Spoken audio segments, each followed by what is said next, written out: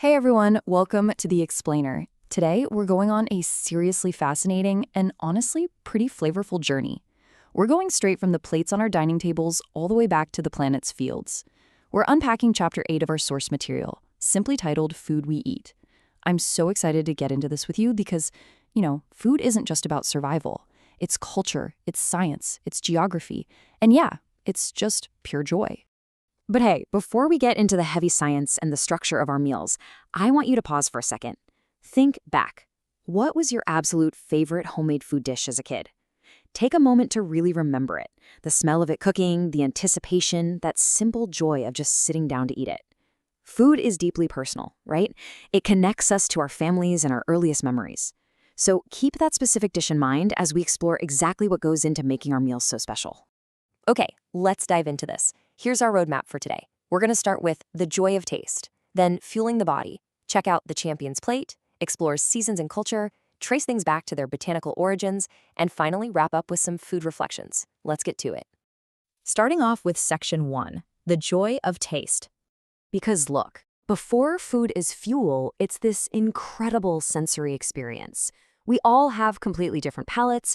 Some of us crave sweet things, some love a sour kick, others want that eye-watering spice, and some even really appreciate a bitter note.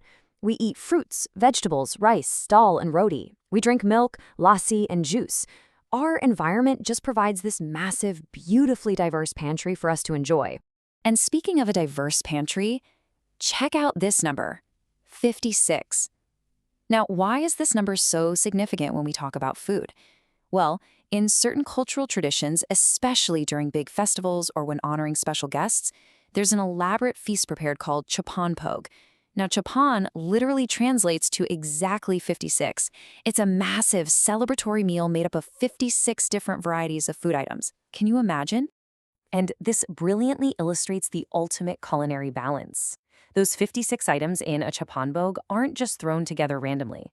They actually represent a harmonious blend of the 6 distinct tastes recognized in traditional cooking.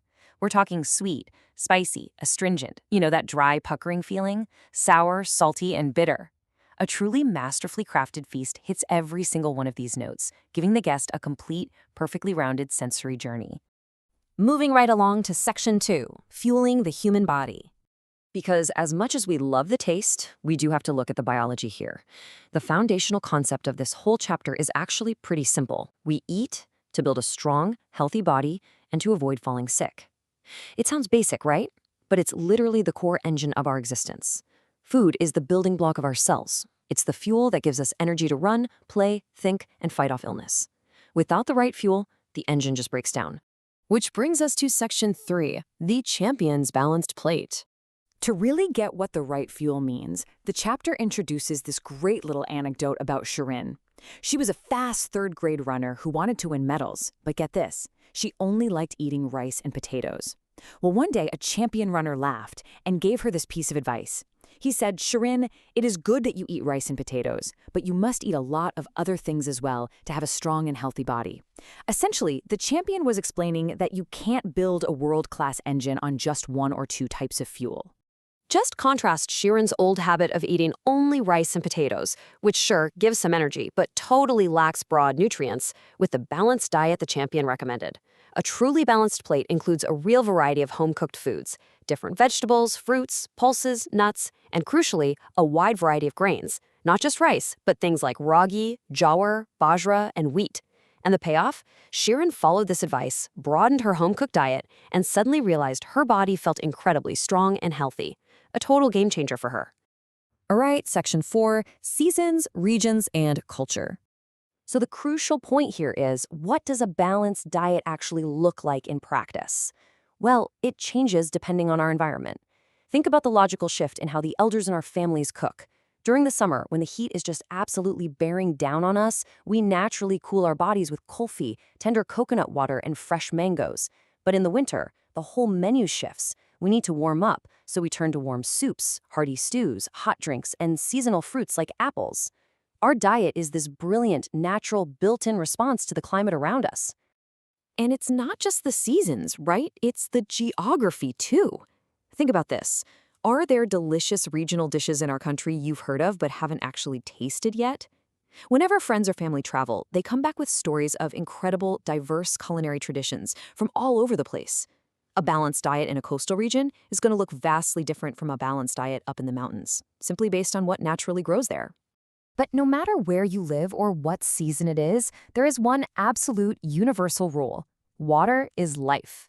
The chapter makes a big point to emphasize that during physical activity, we sweat. We lose hydration.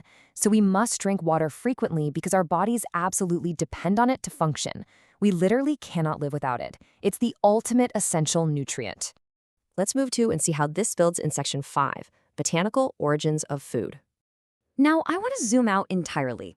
Think about this. Every single plant-based thing you ate today started out in a field, cared for by a farmer. Grounding our meals in biology like this really reminds us of the massive agricultural effort required to sustain us. But what's really fun is breaking down exactly which parts of the plants we are actually eating. Because our everyday grocery items actually have some pretty surprising botanical categorizations. Like, when you crunch into a carrot or radish, you are eating the root of the plant. Having a spinach or cabbage salad, you're eating leaves. Now here's a tricky one. Ginger, potatoes, and onions. Those are actually modified stems. No way, right? And of course, those grains, pulses, and dry fruits that Shireen the runner added to her diet, those are all seeds. It's pretty amazing to think about your grocery list mapped out like a giant anatomy chart of a plant. Finally, section 6, Reflecting on Our Plates. The goal of exploring this chapter isn't just to, memorize facts. It's to really reflect on what's on our plates.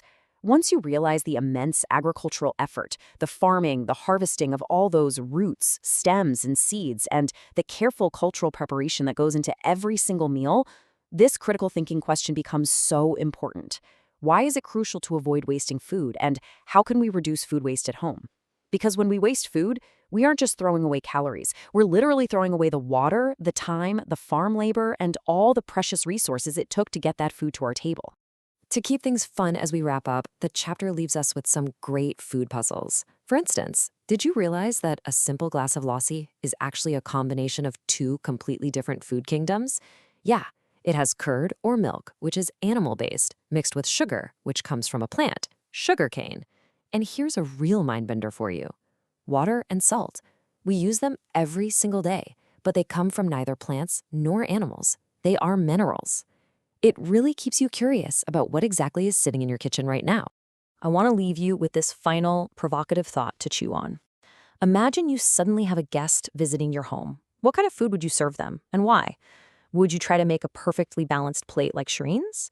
Would you aim for the 6 harmonious tastes of a chop and bogue?